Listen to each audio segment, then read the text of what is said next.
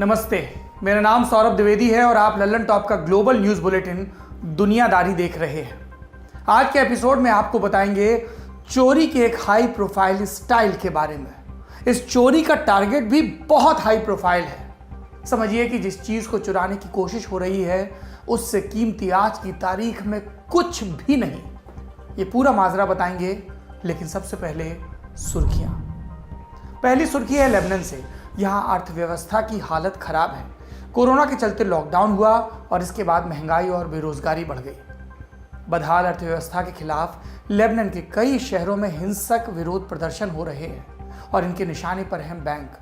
प्रदर्शनकारियों ने कई बैंकों में आग लगा दी।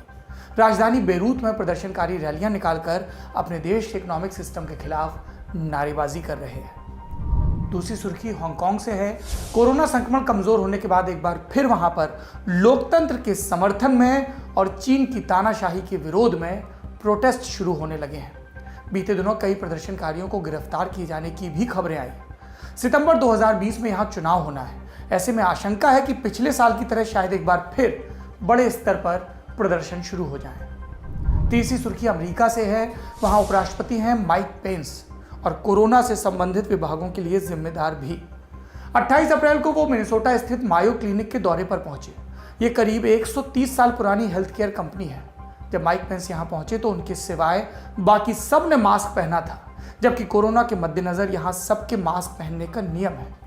मायो क्लिनिक ने बाद में एक ट्वीट करके बताया कि उन्होंने माइक पेंस को पहले ही मास्क वाले नियम की जानकारी दी थी। बाद में ये ट्वीट भी डिलीट कर दिया गया। अब चलते हैं बड़ी खबर की तरफ। बात 2013 की है। बीते कई वर्षों से अमेरिकी कंपनियों पर एक अलग किस्म का हमला हो रहा था। इंटरनेट के एक महाचक्र के रास्ते दूर विदेश में बैठे लोग कंपनियों के कंप्यूटर में घुसते, खुफिया जानकारियां उड़ाते और चले जाते। कई कंपनियां निशाना बनती तो नुकसान अरबों में होता। इंटरनेट के रास्ते होने वाली एक खास तरह की चोरी कहलाती साइबर एस्पिनाज। कंपनियां शिकार बन रही थी, लेकिन उनका शिकार कौन कर रहा था वो ये नहीं जान पा रही थी। लेकिन उन्हें किसी ने बताया। किसने? FBI ने। ये FBI अमेरिका की एक सरकारी एजेंसी है। इसका काम है अमेरिका की घरेलू सुरक्षा संभालना। 2014 में करीब 3000 अमेरिकी कंपनियों से FBI ने संपर्क किया। उन्हें बताया कि बीते बरस यानी कि 2013 में उनके यहाँ जो कंप्यूटर हैक हुए थे उसके पीछे एक दूसरे देश का हाथ था। कौन था ये मुल्क? इस सवाल का जवाब खोजा क्राउड स्ट्राइक नाम की एक अमेरिकी कंपनी ने। जैसे रात के समय जागते रहो कहकर मोहल्ले को चोरों से बचाने वाले पहरेदार होते थे। कहानियों में तो होते थे और यादों में भी अभी भी होते ही होंगे। वैसे ही ये क्राउड स्ट्राइक कंपनी साइबर दुनिया की पहरेदारी करती है। अपने क्लाइंट के कंप्यूटर, उनके इंटरनेट सर्वर, मोबाइल और इस तरह के बाकी इलेक्ट्रॉनिक सिस्टम को सुरक्षित बनाती है। इस कंपनी ने हैक किए गए कंप्यूटरों को खंगाला। हैकिंग के लिए जिन वेब डोमेन्स का इस्तेमाल हुआ था उनको खोजा। ये वेब डोमेन समझिए कि इंटरनेट पर आपका पता है। जैसे आपकी ईमेल आईडी में ऐट के बाद लिखा होता है, जैसे हमारे में gmail.com या lallantop.com ऐसा कुछ, या किसी वेबसाइट को खोजते हुए www के बाद जो आप लिखते हैं, जैसे thelallantop.com लिखते हैं, वो इंटरनेट की अथाह दुनिया में आपका पता होता है, वेब डोमेन होता है। क्राउड स्ट्राइक की खोज उन्हें कई वेब डोमेन्स तक ले गई। पता चला कि इनमें से कई को एक ही ईमेल के पते पर रजिस्टर करवाया गया है और पड़ताल की गई तो इसका लिंक उन्हें शंघाई में रहने वाले चेन नाम के एक आदमी तक ले गया।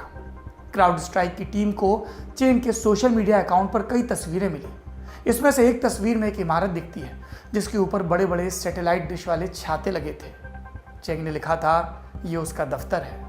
और तफ्तीश करने पर क्राउड स्ट्राइक को मिली चीन की एक वेबसाइट जिस पर उस इमारत का पता दर्ज था।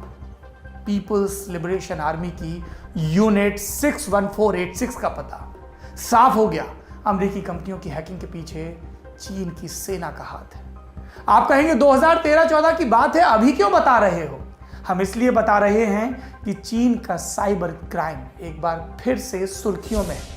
इस बार चीन पर इल्जाम है कि वो साइबर अटैक के सहारे कोरोना वायरस से जुड़ी रिसर्च चुराने की कोशिश कर रहा है। इल्जाम लगा रहा है ट्रंप प्रशासन। अमेरिकी अधिकारी कह रहे हैं कि बीते दिनों यूएस की सरकारी एजेंसियों और चिकित्सा से जुड़े संस्थानों पर साइबर हमले बहुत बढ़ गए। अस्पताल, रिसर्च कर रही प्रयोगशालाएं, फार्मास्यूटिकल कंपनियां, सब पर हमले हो रहे हैं। अमेरिका का स्वास्थ्य विभाग यानी department of health and human services, उस पर भी काफ़ी हमले हो रहे हैं। इस मामले की जानकारी रखने वाले एक अमेरिकी अधिकारी ने CNN से कहा कि HHS यानी कि डिपार्टमेंट का प्रचलित शॉर्टकट नाम, उस पर जिस तरीके से अटैक हो रहा है, उस स्तर का हमला करने का मादा दुनिया में केवल 2 देशों के पास है। और कौन है ये 2 देश? रूस और चीन।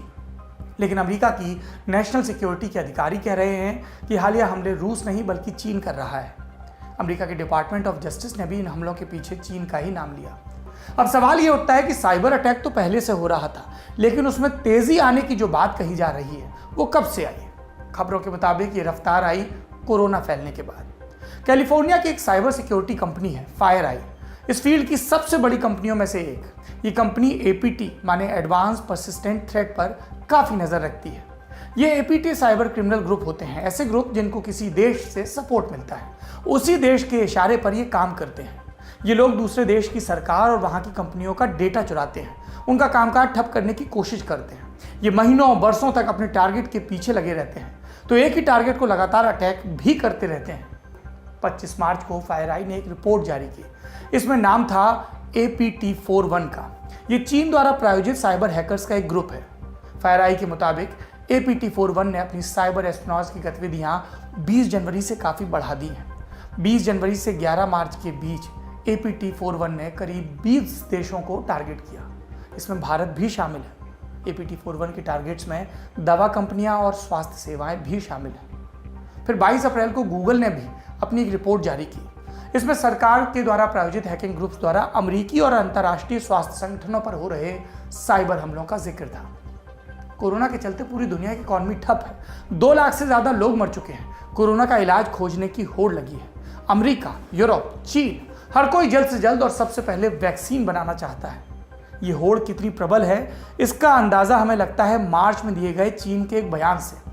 चीन में एक सरकारी विभाग है, academy of military medical sciences, वो भी कोरोना वैक्सीन विकसित करने में जुटा है। इसके एक अधिकारी ने 17 मार्च को कहा कि वैक्सीन बनाने में किसी भी देश से पीछे नहीं रहेगा चीन। वो कोरोना वैक्सीन को भी 5G की तरह बनाना चाहेगा। इस टेक्नोलॉजी में सबसे आगे है चाइना की कंपनी वावे। अगर इसी तरह कोरोना की वैक्सीन भी सबसे पहले चीन के पास आ गई तो जियोपॉलिटिकल वॉर में वो सबसे आगे चला जाएगा। उधर अमेरिका के राष्ट्रपति ट्रंप हैं, जिन्होंने अमेरिकी दवा कंपनियों को निर्देश दिया है, कहा है कि कोरोना की पहली वैक्सीन हर हाल में अमेरिकी जमीन पर ही बननी चाहिए। कुछ दिनों पहले खबर आई थी कि ट्रंप ने क्योरवैक नाम की एक जर्मन दवा कंपनी के साथ डील करने की कोशिश की। ट्रंप चाह रहे थे कि वो कंपनी जो वैक्सीन बनाए वो सबसे पहले अमेरिकी जनता को मिले। इस खबर से यूरोपियन यूनियन के भी कान खड़े हो गए थे। उसने क्योरवैक को अलग से 643 करोड़ रुपए दिए। कंपनी को पहले भी वैक्सीन विकसित करने के लिए पैसे दे रहा था EU। यूरोपियन दवा कंपनियों पर अमेरिका के अलावा चीन की भी नज़र है। बायोएनटेक नाम की एक जर्मन बायोटेक्नोलॉजी कंपनी है, ये कोरोना की वैक्सीन डेवलप करने में लगी है। और इसके संदर्भ में मार्च में खबर आई कि चीन की एक कंपनी बायोएनटेक में साझेदारी खरीदने की कोशिश कर रही है। और इसी होड़ का नतीजा है कि बिजनेस की लेनदारियों, देनदारियों और सौदेबाजियों से इतर कोरोना की रिसर्च चुराने के लिए साइबर हैकिंग का भी सहारा लिया जा रहा है। सारे देश कह रहे हैं कि अगर उन्होंने पहले वैक्सीन बना ली तो वो बाकियों के साथ भी साझा करेंगे। लेकिन बड़ा सवाल ये है कि वो कब करेंगे ऐसा, अपने देश के बाद या साथ के साथ, और कितने मुनाफे पर। 2009 में जब स्वाइन फ्लू फैला तो उसकी शुरुआती वैक्सीन बनाने वालों में ऑस्ट्रेलिया की एक कंपनी CSL लिमिटेड भी शामिल थी। अमेरिका समेत कई देशों ने ऑर्डर दिया CSL को, लेकिन कंपनी ने सबसे पहले ऑस्ट्रेलिया की सरकार का ऑर्डर पूरा किया। कोरोना वैक्सीन के मामले में भी ऐसी ही आशंका है। निजी कंपनियों के ऊपर एक और खतरा है कि कहीं उनकी सरकार पहले वैक्सीन हासिल करने के लिए आपातकालीन नियम लगाकर उनका राष्ट्रीयकरण न कर दे। इसके मद्देनजर कई दवा कंपनियों ने अपील भी जारी की। मसलन स्विट्जरलैंड की एक दवा कंपनी है रोशे, उसके चीफ एग्जीक्यूटिव ने पिछले दिनों कहा कि अगर वैक्सीन के इस्तेमाल में राष्ट्रवाद की भावना के तहत अपना और अपने देश का सोचा गया तो ये पूरी तरह से गलत होगा, इसका असर पूरी दुनिया पर होगा। मैं सारी सरकारों से अपील करता हूँ कि वो इस जाल में न फंसे। ये था दुनियादारी के आज के एपिसोड का ब्यौरा। जाते जाते आपको एक मज़ेदार किस्सा सुनाते हैं। ये 2014 की बात है। तब FBI के डायरेक्टर हुआ करते थे जेम्स कॉमी। जनाब बड़े परेशान थे। साइबर क्राइम से निपटने के लिए FBI को हैकर्स की भर्ती करनी होती है, लेकिन हो ये रहा था कि कई बड़े काबिल हैकरों को गांजा फूंकने की लत थी। और FBI का नियम है, अगर पिछले 3 वर्षों में आपने कभी भी गांजा फूंका हो तो FBI आपको भर्ती नहीं करेगा, चाहे आप कितने भी काबिल हों। इससे परेशान जेम्स कॉमी एक इंटरव्यू में बोल गए कि हमको साइबर क्रिमिनल से निपटने के लिए बड़ी टीम चाहिए, लेकिन ये कुछ बच्चे तो इंटरव्यू में भी गांजा फूंकना चाहते हैं और कई फूंक कर आते हैं। कॉमी बोले कि अगर हमको साइबर क्राइम से निपटना है तो हैकर्स को गांजा फूंकने की परमिशन देनी होगी, क्योंकि वो FBI की नौकरी के लिए अपनी लत तो नहीं ही छोड़ेंगे। जेम्स कॉमी के इस बयान पर कई अमेरिकी सांसदों ने उनकी क्लास लगाई, आपत्ति दर्ज कराई। इसके बाद सफाई देते हुए कॉमी बोले, मैं तो मजाक कर रहा था। कॉमी मजाक कर रहे थे, लेकिन चीन की साइबर आर्मी मजाक नहीं कर रही है। ये था आज का दुनियादारी के बारे में आपकी जो भी राय हो कमेंट बॉक्स में ज़रूर बताएं, और अगर आपको ललन टॉप का ये प्रोग्राम पसंद आता है तो इसे ज़्यादा से ज़्यादा शेयर करें। कब तक व्हाट्सएप पर फॉरवर्ड मैसेज भेजते रहेंगे? कुछ अपनी तरफ से भी तो रिश्तेदारों को और दोस्तों को योगदान दें। ज्ञान से जुड़ा। शुक्रिया।